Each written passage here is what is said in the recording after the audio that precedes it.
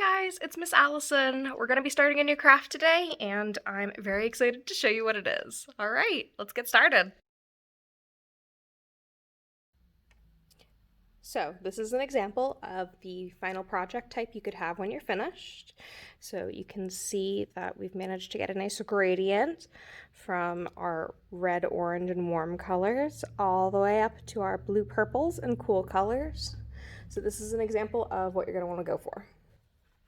The supplies we're working with today are our paintbrush, our watercolor paper, which will handle the extra moisture better, our cup of clean water, and then the watercolor palette we're going to be using. So watercolor paper is different from printer paper. It's designed to be used with watercolor paints. It's stiff and a bit thicker than the printer paper you're used to. It won't get soft and soggy when you put paint on it. So our first step, we're going to begin by dipping our paintbrush in the clean water and then moving forcefully down to place drops. So this seems like it's going to take a while. It will, but I promise it's worth it in the end.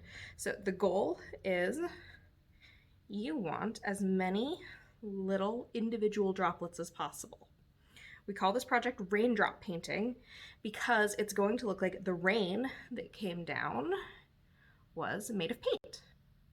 I think it's super cool, and I hope you do too.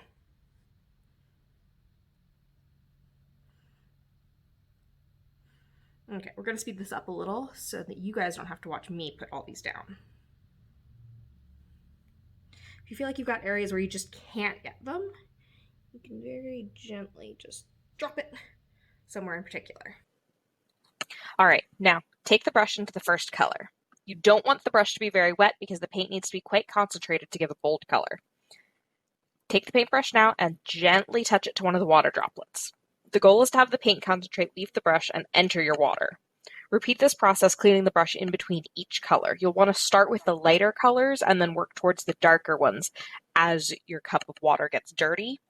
The more times you touch your brush into each droplet, the more intense the color on that particular droplet will be. So for light colors, you just want to tap it once quickly. For darker colors, you're going to want to tap it repeatedly. You can also experiment by adding clean water droplets to the page or adding painted dots right onto the paper. The best part about this is mixing two colors together into a single droplet. You can also grab and pull the colors within the droplet with your brush. It ends up with a really cool effect. When the whole page is colored in droplets, let it sit to dry.